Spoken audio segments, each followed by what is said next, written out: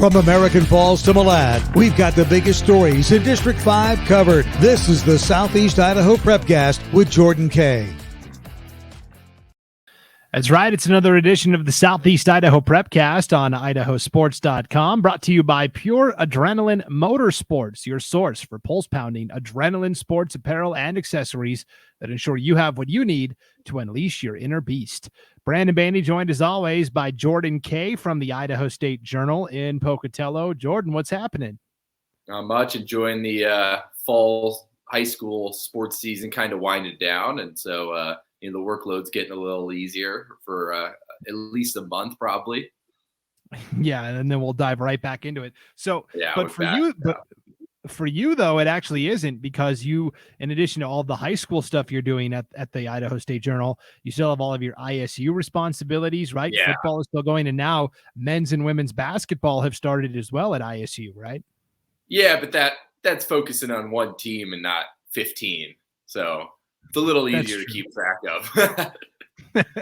That's true. So you were at the ISU men's basketball exhibition match on Saturday, right? Yeah, it was. I mean, they look good. They're a pretty deep team. I think they were picked. Someone said 10th in the Big Sky, which I'd be surprised if they finished worse than 4th or 5th. So we'll see there. And then I think the women's team, probably should repeat again. They're just stacked. Wow, ISU 4th or 5th. I'm not quite ready to make that leap, Jordan, but people seem to think that they'll be fighting with the Vandals in the basement. I don't think that's necessarily true either. Who did they play? Who was their opponent? Oh, gosh. On Saturday. Multnomah. I don't even know where that is or what league they play in. Yeah, okay. I was going to ask you because I'd never heard of the school before, and they won 100-54 or something, right? Yeah, something just ridiculous. Yeah, it was a show. Okay, well, for all of that ISU coverage and, of course, all of the high school coverage as well, you can find it all in the Idaho State Journal hard copy or online at IdahoStateJournal.com. Let's start by recapping. There was a lot of state championships happening last week. Let's talk about the state cross country meet that happened at Eagle Island Park over in the Treasure Valley. At the 4A level, especially, Southeast Idaho and District 5 was very well represented. Yeah, the girls, I think District 5 really had a great showing. Last year it was Skyline behind their freshman, I think it's Neela Roberts, who has now won 2 straight state titles. She's just a sophomore. But Preston got a little bit of revenge and was able to take home the state title. They've just got such a young team that's just unreal. Angeli Scott's up there, and then they've got probably I think it's 3 or 4 other girls who are either sophomores or freshmen or juniors. I mean, they're going to be returning a ton. And then Pocatello girls, they had actually won second.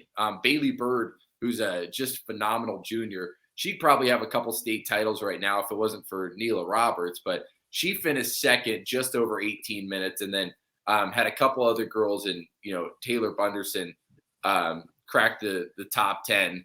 So yeah, Pocatello had a pretty good showing, and for the second straight year too, they won a trophy in both the boys and the girls, which a little surprising on the boys' side because last year they lost Shane Gard and Brevin Vaughn, who were 2 top 10 runners, and so a lot of people thought that they would kind of just fall off once those 2 left, but they came back this year. They've got a kid, Sonny Gunn, who finished in the top 5. But again, I think the surprise this year though was in the boys' side, Blackfoot. Blackfoot won their first state title since I think, it was 1975. They had a senior, Eli Gregory, who won it all and had a couple other kids finish in the top 10, top 20. And then Preston ended up getting a trophy too. They've got a stacked team, led by a senior, Edison Leffler, who won the state title by kind of diving at the line. So yeah, a lot of the local teams really showed out. And I think, in total, I guess there would have been 5 trophies between District 5, District 6, or, District 5 plus Blackfoot in the boys and the girls. So, 5 out of 8 is a pretty good showing. Yeah, Eli Gregory was the individual boys champion from Blackfoot, the first individual champ at Blackfoot since 1974. Yeah, How about that? that's nuts. And Preston, you wonder, well, Skyline had the overall winner. How did they not win the title? Well, all 7 of Preston's runners finished in the top 22 overall. So the depth of Preston really showed through. You mentioned Edison Leffler, who's a great distance runner.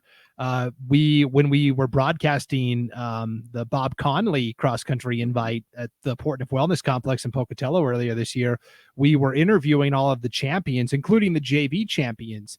And so the JV champion on the girls' side came up and did the interview, and I didn't find out until the end. It's Edison Leffler's younger sister. So Really?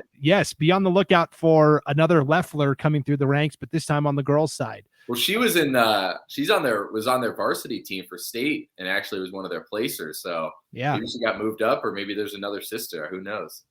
Yeah, that's crazy, right? So it's funny how those families come through and really do well. The 3A races were also pretty interesting. Sugar Salem won their 7th title in a row on the boys' side, and Snake River took 2nd place, but Snake River had the individual champ, I believe, in Keegan McCraw. Yeah. And then on the girls' side, Snake River was actually able to upend Sugar Salem. So congratulations to the Snake River girls.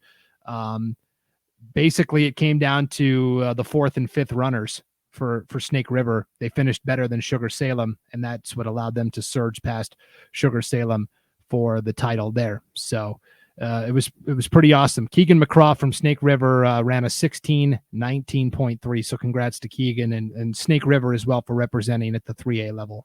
Pretty exciting. Yeah. Yep. So that was cross country. Now let's move indoors to volleyball, where that was all taking place up north.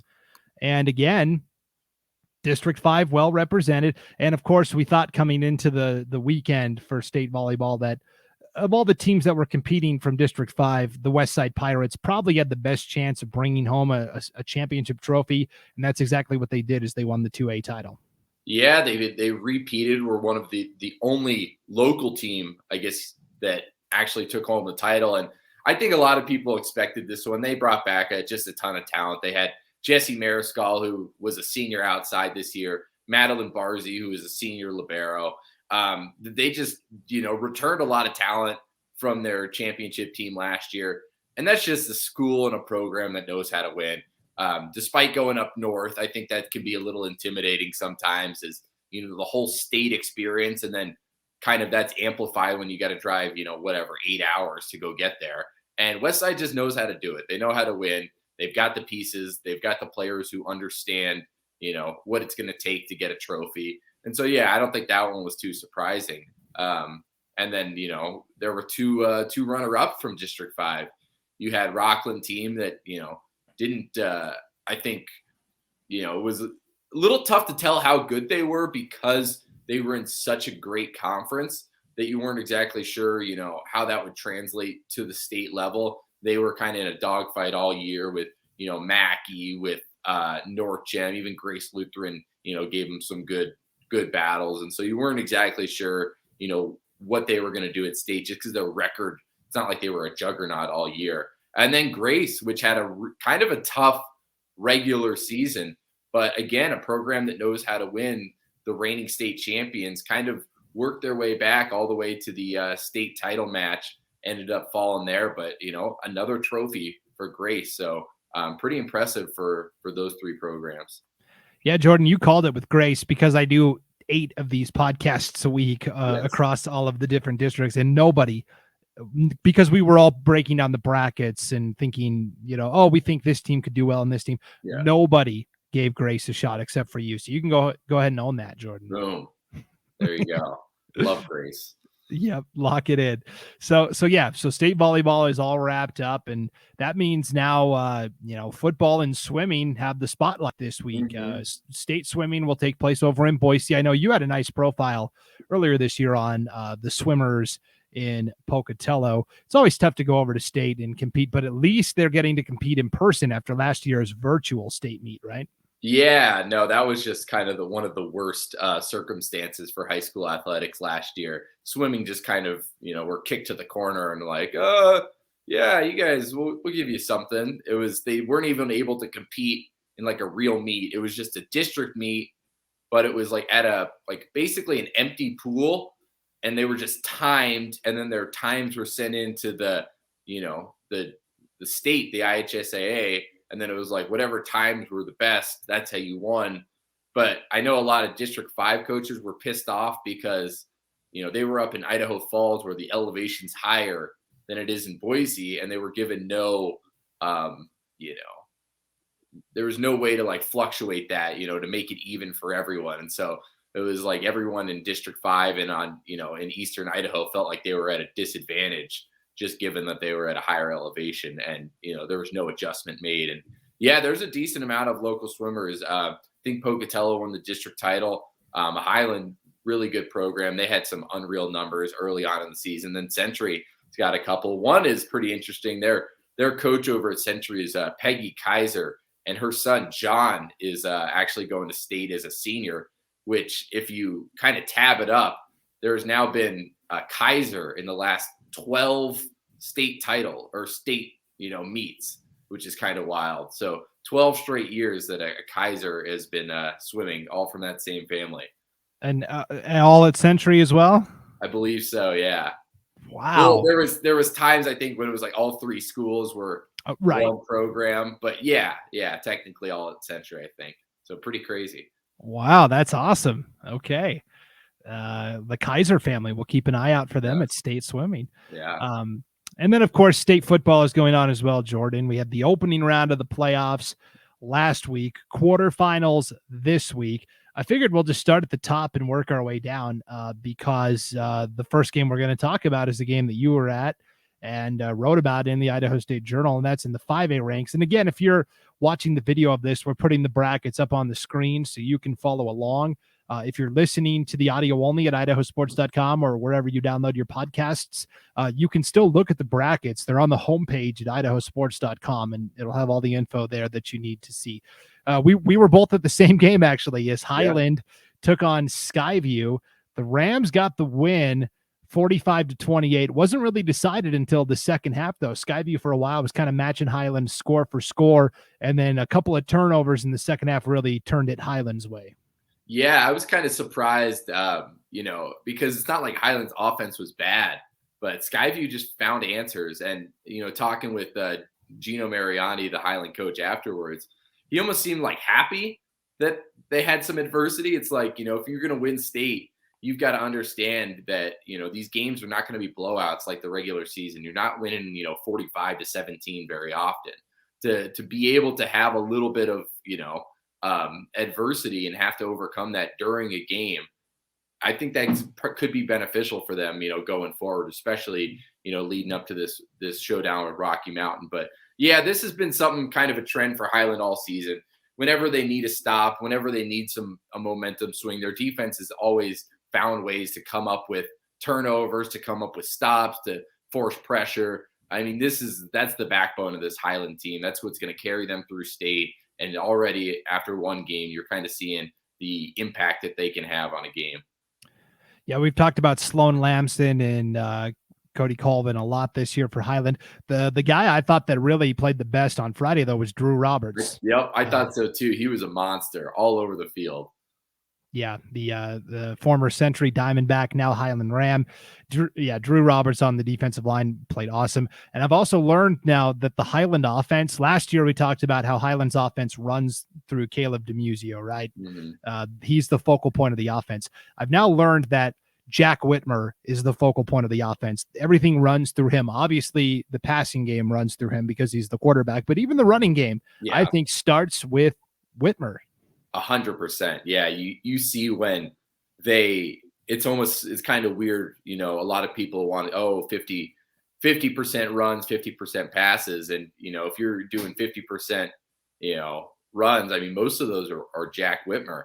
And the other thing though, it's not like the running backs, and Eli Parrish and, like Jackson Riddle. I mean, it's not like they're not getting, touches or something, but a lot of times their running backs are getting more involved through the pass game sometimes than just, straight handoffs. They're doing, some quick shuttle passes, or they're doing screen passes or bubble screens or things like that to find, creative ways to get their running backs into the game, and then are able to do some different designed runs with Whitmer that can kind of keep a defense, on its heels a little bit. Yep, I agree. The versatility with the backs has been nice to watch. Let's talk about this quarterfinal matchup. Now they've got to go travel to Meridian Friday night to play Rocky Mountain. This game will be a 7:00 kickoff. This is a rematch from that week 0 game that we saw at the start of the season. Yep. A game that Rocky won 12-7. How do you think it plays in the rematch, Jordan? I really think Highland should I would say Highland's favored if this was at Holt Arena. I don't know what the advantage Rocky's going to have by playing a home game, but you've got to think just, how far Highland has come since that week 0 game. And I don't know a ton about Rocky Mountain. I know they fell in a tight one to a Mountain View team who most people probably pegged as their favorite to win the state going into the playoffs. But, Highland's offense has come so far since that game from week 0. I think, would they score 7 points?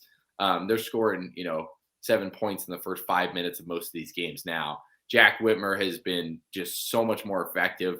He's understood his role in the offense, that he needs to run the ball a lot more than possible. They're executing better in the passing attack, and then their defense is just as good as it was back then. I think Highland's got all the pieces to beat Rocky Mountain this time around, but the playoffs, you don't really know what's going to happen. This is still kind of a Highland team that's young. They fell last year this time in the playoffs. So I think there's a lot to be desired, still from Highland, just kind of clicking on all cylinders as far as it goes with the offense. But you kind of like the Rams' chances going forward.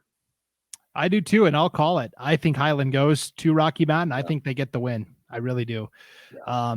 For a couple of reasons. When you look on paper, these teams are about as even as you can get, right? Highland is 8-2, Rocky is 7-2. They both average 33 points a game. They both allow 17, 18 points a game. So they're pretty much dead even there.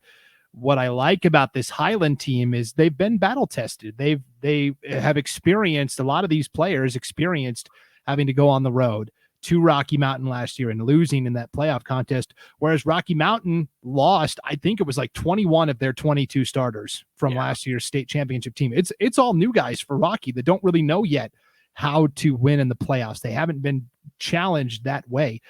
And this reminds me of 2 years ago when Highland had to go to Bora in the quarterfinal round, a road game. They weren't favored. Bora had the Gatorade Player of the Year in Austin Bolt, who's now at Boise State. It didn't matter. Highland went there and punched him around and came away with the win. Yeah. I think a very similar thing happens this Friday. Yeah, no, I totally get that. I think there's another thing too of Highland's got the chip on its shoulder. I mean, it lost to Rocky Mountain in week 0. They're kind of pissed off about that.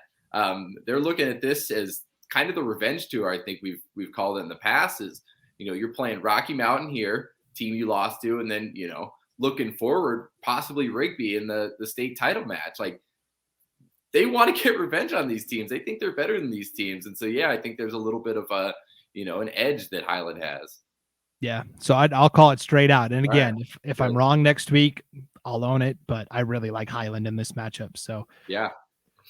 And let's move on to the 4A ranks, where we'll show the bracket here real quick. Let's start with Preston. Their season comes to an end. They played in Shelley Friday night and fell 36-13. For Preston, I don't think this season can be considered anything other than a smashing success, because when they came into the season, we thought, they might get a playoff spot, probably the second best team in the conference.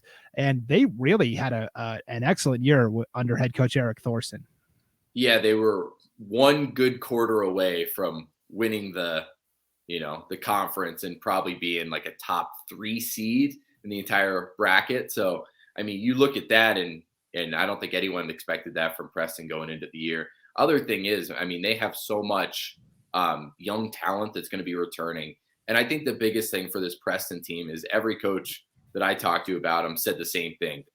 They're extremely physical. extremely tough up front. And I think that's, for a team that's trying to be on the rise and make strides in 4A, that's the biggest thing you can ask for. I mean, that's usually what comes last. You can have all the skilled players in the world, but if you're not physical, you're not going to win. And so Preston already has that. They already know somewhat what their identity is. And I think going forward, they're kind of set. I mean, they've got just great receivers who can, big, strong guys like Tyler Lindstrom on the outside. They've got a young quarterback and Brecker Knapp who knows how to throw the ball. They've got a really talented running back in Embry Thorson, and they've got a strong offensive and defensive line that can push around.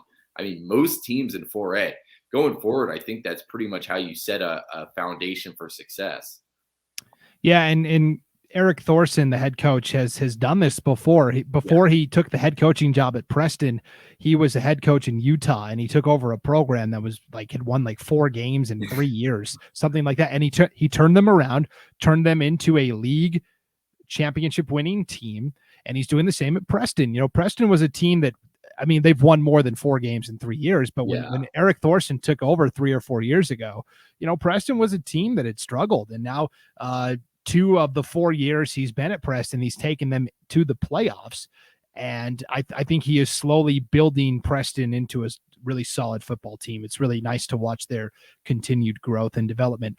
Speaking of building a program up in growth and development, Pocatello had to kind of do the same thing, right? With Dave Spillett, their head coach. And now we're kind of at the end game of the rebuild where they're really good now. Their opening round game in Holt Arena Friday night after the Highland game was a game that they won over Bonneville by a final of 24-6. Now you're going to look at that score and go, well, boy, that was kind of close. Well, Bonneville basically played keep away. And I will give Bonneville a lot of credit. Spillett was saying afterwards, and maybe he was just kind of tooting their horn a little bit, but I don't think so.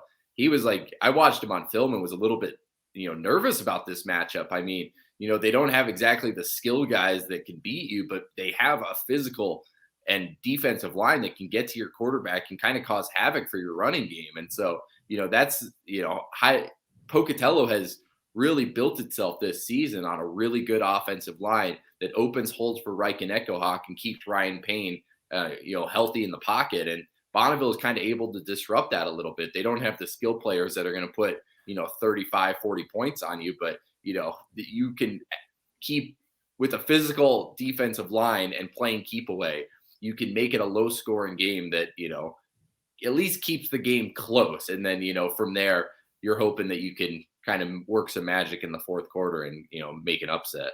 That's what Bonneville almost did, right? They were driving with 4 minutes to play down 17-6 and were threatening to cut it to a 1-score game. And that's when Crew Hales intercepted that pass right at the goal line and returned it 100 yards for a pick 6. We came into the game thinking Pocatello's offense was going to be what they leaned on, but really it was the Pocatello defense that won this game, right? 4 takeaways in the secondary. Carson Christensen had 2 interceptions. Matt Christensen had a pick, and then Hales had the 100-yard pick 6. So it was nice to see Pocatello, because we've talked about their offense all year. It was nice to see Pocatello win with their defense.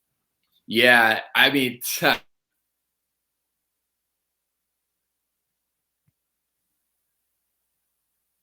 looks like we lost Jordan. Can you hear me now? Yeah, there we go. Go ahead. Okay. Yeah, a lot of those interceptions were just thrown right to the Pocatello defenders. It's not and I think some of that is on their defensive line. You've got guys like Caden Hoddle, who's able to cause a quarterback to not be comfortable in the pocket and have to kind of just chuck up passes that.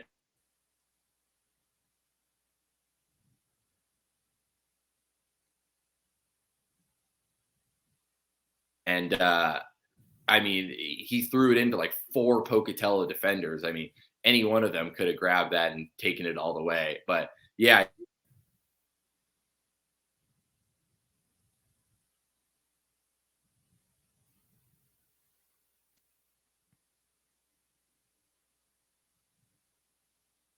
I think we're having some internet problems with Jordan. So let's see if we can get that fixed.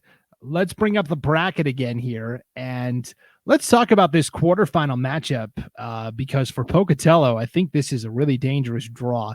They are the 2 seed overall. They get the 7 seed from District 3. That's Bishop Kelly. So this is a matchup that Pocatello lost last year on the road at BK. I know after the game, Jordan, it looks like you're back now. So I know after the game that Pocatello was pretty psyched that they get to play Bishop Kelly and possibly get revenge from last year's playoff loss. Oh, or not. Well, I will tell you that Pocatello is happy to get revenge or the chance at revenge. But this is going to be a tough matchup with Bishop Kelly playing inside the dome, right? Yeah, and I was kind of surprised by how much all the entire Pocatello team really looked at the bracket and was like, all we want is Bishop Kelly. I mean, they're still pissed off from that game from last year. They think that was kind of not indicative of how good they were. And so this gives them a chance at, a little bit of revenge, but, it's kind of a tough draw though for, you're the second best team, quote unquote, in the entire bracket. You've got to have Bishop Kelly second round. I mean, that's just does not seem very fun. I mean, you look at Sandpoint, heck, that was what everyone thought Pocatello was going to be, the number 1 seed, and Sandpoint slipped into it. They get to play Shelley, a Shelley team that, was not good down the stretch. And Pocatello's got to play a Bishop Kelly team that, are just is full of just monsters. So not an easy draw. And I think this is the real litmus test of how good is Pocatello. They've been challenged a little bit this season, had tough games against Preston, a couple ones earlier in the year against, a Utah team and some other ones around the state. But I mean, this is the real thing. Like, is Pocatello legit? And I think this is kind of going to be the real test for them. Yeah, Pocatello, if we look at this bracket, I think they got the worst matchup of any team that's playing in the second round or the quarterfinals. I think if they get past this one, they're going all the way. I mean, this to me is the biggest hurdle that's in front of them. I do like Pocatello. My official picks that I'm putting on record, I like Sandpoint. I actually like Nampa over Blackfoot. Yeah. And I like Pocatello and Skyline, which would be a fantastic semifinal matchup. But you're right. This is the test. This is because Pocatello's had a great regular season, but and I know that people from other parts of the state have kind of doubted, Pocatello. Well, what kind of schedule did they play? Well, they didn't play anybody. They're really not that good. This is their opportunity to quiet those people, right? I will say too, I mean, Bishop Kelly for the last, however many years, it's built itself on big physical bodies who, a lot of times just push around other teams in 4A.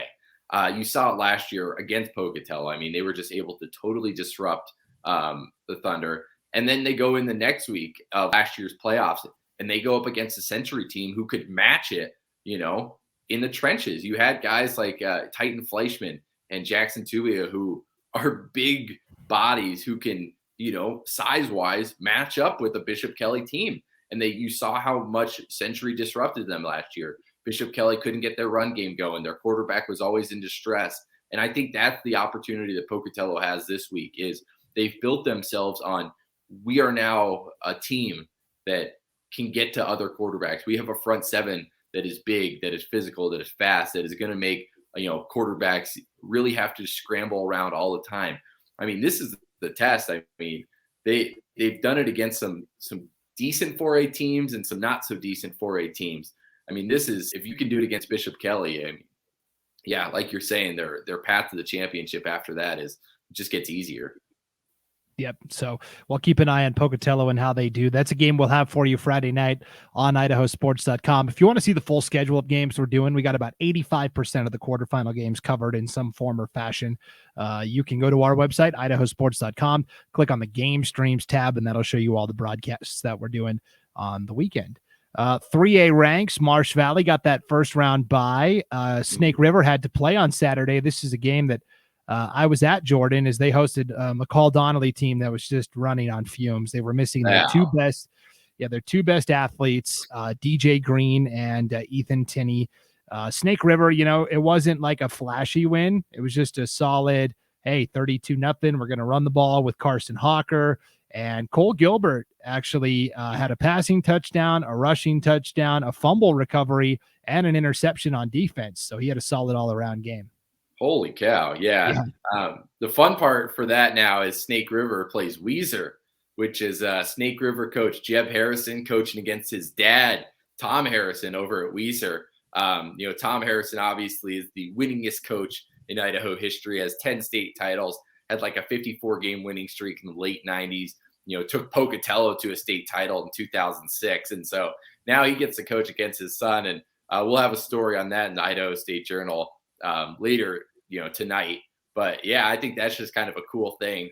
The funny part, though, talking with both those guys is like Tom over at Weiser was like, we haven't been tested as much as Snake River has. You go look at their schedule, and they're playing really good teams, really tough competition, and had to kind of fight through some adversity and play in tight games. He's like, we didn't have as tough of a schedule, and so I don't know how that's really going to work itself out on Friday night. And so I thought that was a really interesting point, because you go look at Weiser's record, and you're like, wow, I mean, this is a juggernaut. And then you look at some of the games, and you're like, okay, this wasn't exactly the best competition 3A had to offer. And so I think that's going to be an interesting thing. You've got this really good Weiser team against a solid Snake River team that has been tested. And so that'll be a fun one to see how that shakes out. That's going to be so fun. And I'm very much looking forward to your profile of the Harrison boys, father and son. Yeah. Tom Harrison, of course, won a lot of titles at Snake River, and now Jeb is trying to do the same. So that's going to be a lot of fun. Let's talk about the other matchup in the 3A ranks. Marsh Valley. This is a rematch of a game earlier this season. Marsh Valley will play Sugar Salem in Holt Arena on Thursday night at 7:00. I'll actually be on the call for this game on IdahoSports.com. I'm pretty excited about it, Jordan. What do you think? Yeah, I mean, that Sugar Salem game earlier in the year, I thought was really the catalyst for the Diggers to kind of turn around their season.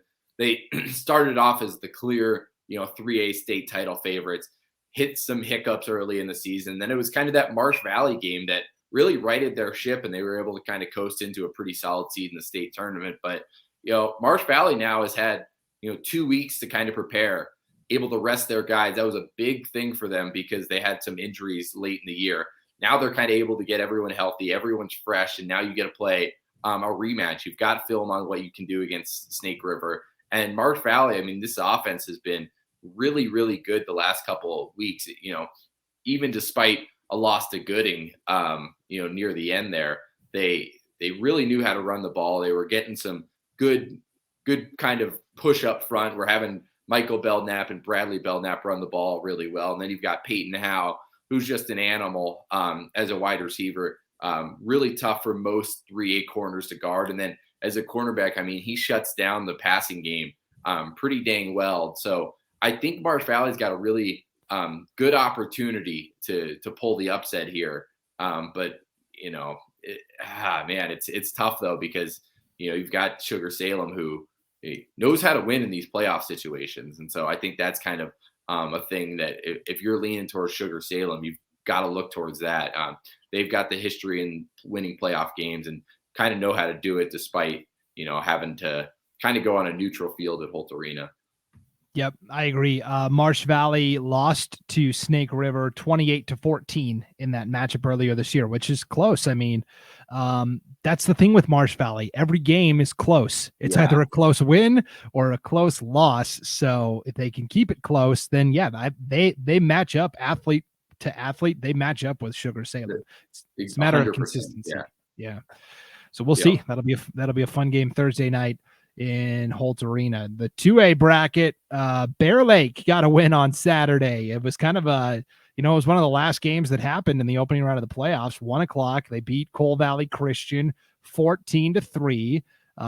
They are now on the same side of the bracket as Westside. Westside is going to play Grangeville. Bear Lake will play Nampa Christian. What do you think? An all District 5 semifinal? I really want to pick it. I've been pretty high on this Bear Lake team all year. I've thought that people around the state have not given them their due. You go look at the games they have lost, and it's just unfair like that people look at their record. They see 3 losses and automatically write them off. Well, their 3 losses were to Westside. Their second loss was to Firth, who's, the number 2 team in 2A. And then their third loss was to like a Jackson Hole team that's practically a 4A team in Wyoming. mean, this is a Bear Lake team that has handled their business against every team that they're supposed to beat this season. Nampa Christian's had a really good year. I think they've only got one loss on the season. Yes, I think that's right. But Bear Lake gets to get them at home. They have played tough competition. They had a really good win last week against a Coal Valley team that was sneaking into the rankings on almost every other week. I think Bear Lake can pull the upset here. What about you? Yeah, it's the problem with Bear Lake is their offense struggles. I mean, I watched some of that game on Saturday against Coal Valley Christian, and they just really struggled to move the ball at times. Coal Valley actually led 3-0 when that game started. They got a late touchdown before halftime. Tayson Neal threw a pass to Bryson Crane, and then they got another touchdown with like 6:48 to play. So they were holding on to a 7-3 lead almost through the entire second half. And then Crane scored on a rushing touchdown. So that's my only concern, because Nampa's got a good offense. But on the flip side, Bear Lake has a really good defense. When you only allow 3 points to Coal Valley Christian, that's pretty impressive. So my question is can Bear Lake move the ball consistently enough to have success? We'll see. West Side, of course, they've won 33 games in a row now. I always have to check each week what the win streak's up to. I'll be honest, they're playing Grangeville, the champions from District 2 up north. West Side will roll in this one. Grangeville is a good team, but they really struggled this year. And I mean, West Side, just coaching, athletes, they are better than Grangeville at everything. So there's not much you can add there. I'd say West Side's going to win by 40. Yeah, we'll see. This is a rematch of the quarterfinal round last year in the playoffs. Grangeville had to come down to West Side. It was a 1 versus an 8, same matchup. Oh boy, kind of spooky. 1A ranks, District 5. I'm trying to see Grace had a tough loss to Potlatch. Kind of a tough way for the Grizzlies to end their season.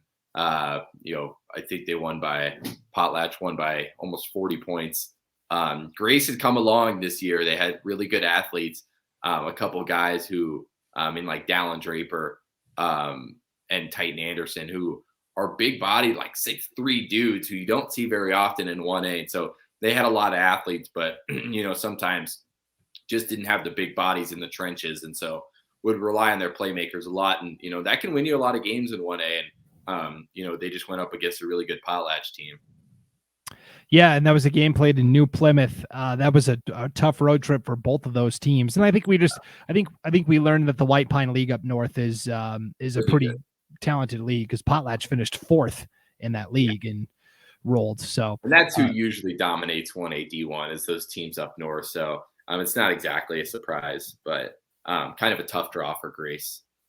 Yeah, well, we joked last week, Jordan, that you'd never heard of Potlatch. You certainly have heard of them now, right? Yeah, I still don't exactly know where they are, but I guess I have more respect for Potlatch now after this one. Absolutely. I know that they're a school, which is a good thing. That's a good start. That's a good start. 1A D2. This was, to me, the most surprising result of any game on the opening weekend. That is North Gem falling to Camas County in their playoff opener, 42-36. This was the very first game of the playoff weekend as well. It kicked off Thursday at 2:00, and it sent ripple waves across the entire state. Yeah, I didn't see a ton about this game, but I didn't think there was any way North Gem lost. I mean, their offense I thought was just too good. The one thing I'll say is they were missing, their big body guy, Ransom Cooper, who's one of the best defensive linemen in 1A D2. They were missing him, which kind of really, did not help their defense very much. And then they lost Jared Rinslenbacher, who's a really good defensive back. And so they did have some injuries in their defense. And, that kind of showed. Camas County was able to put up 40 points, which doesn't happen very often against North Gem. And then their offense, I think that's what the Cowboys have relied on all season. Just couldn't put up enough points to really match that. And it's tough. I mean, this is not the way I think either of us saw the Cowboys season. And heck, you thought they were going to win the state title. So not good. And it also sucks too. I mean, Bridger Hatch has had one of the best careers of, any North Gem athlete probably, ever. And, it's just a crappy way for it to go down.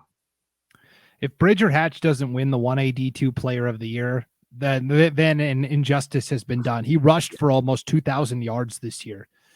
So, I mean, that's super impressive. I will say Camas County, they trailed 20-6 at halftime. They even trailed in the fourth quarter. They outscored North Gem 28-8 in that fourth quarter. And I think that's where North Gem's depth or lack thereof caught up to them. Yeah. 100%. And that's just, in Bancroft, that's just the way it is. North Gem is never going to go ahead. Yeah, they don't have the depth, but man, a ton of credit though to Camas County. I mean, North Gem is not exactly the easiest place to play in the world. And to be down like that and kind of rally in the fourth quarter shows a lot about them. It'll be interesting to see if they can parlay that into kind of a deep run in the playoffs. Yeah, absolutely. A tough matchup with Dietrich this week, the defending 1A D2 champs. So our hopes, District 5 hopes, rest with Rockland. Rockland also played on Thursday against Garden Valley, a 46-6 win. This was a game that I was at, Jordan. I was in Rockland on the call for this game. I had a great time. And as I got the final score of the North Gem game, and I'm talking about it on the air, the PA announcer's next to me in the crow's nest, and he gets on the microphone and announces it.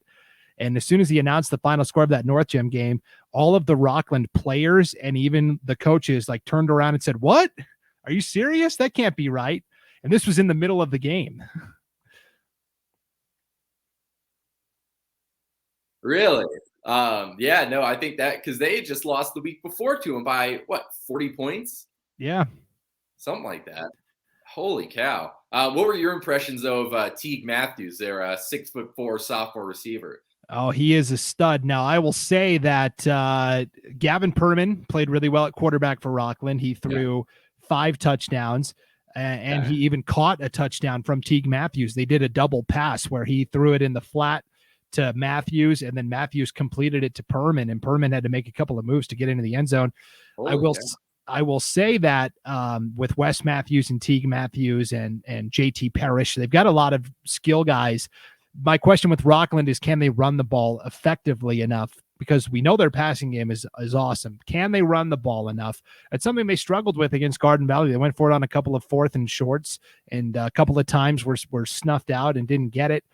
And so that's my big question for Rockland. The other thing is that against Garden Valley, Perman was able to just throw it up to Teague Matthews and say, "Hey, because you're 5 inches taller than their DB, I know you're going to come down and get this." Going forward, they won't be able to go ahead.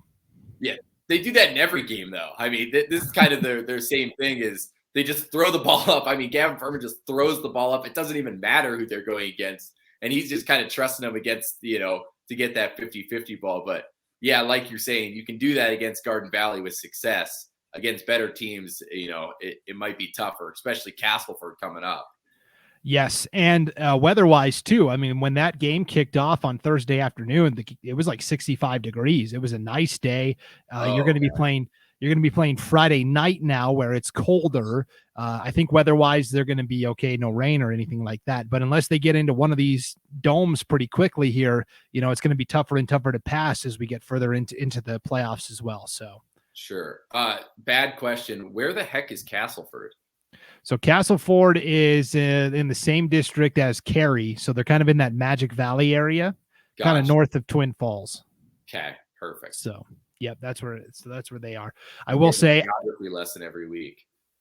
That's right. You're learning more and more about the state of Idaho and its geography. So Rockland has a chance. They are going to have to play really solid football because Castleford is a very good team. They almost beat Cary earlier this year. So, but I had a great time at Rockland. The people there are super nice. Their coach, Jerry Hunter, took care of us, and it was great. So, it'll be interesting to see how Rockland advances into this quarterfinal matchup. So, all right. Well, I have a good feeling that not every team will advance that we talked about here today, Jordan, but a good solid number of them are, I think. And so we should have plenty to talk about next week. Hopefully. Where are you going to be at? So what do you got going on at the Idaho State Journal? You're going to have the nice profile on Jeb Harrison and Tom Harrison. Yeah, then we're going on Thursday to the Marsh Valley game. And then Friday going to be at Holt Arena for the Pocatello Bishop Kelly game. That'll be huge. And then Saturday we get to go to Provo for Idaho State BYU. So that'll be fun. I don't know if it's going to exactly be a close game, but two teams that a lot of people in Pocatello care about. A really cool environment to see a college football game. So I'm excited. Now, I know you'll be going there in a professional capacity, but no tailgating anymore. Right. I honestly, I could care less what the score is. I know ISU is not going to win. BYU is good. ISU is not.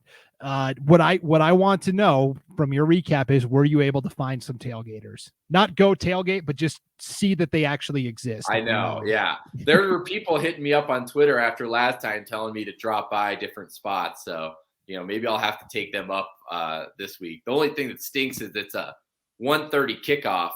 And, it's a 3-hour drive from Pocatello. So, either I get up at 6 a.m. or, maybe miss some of those tailgates. So we'll see.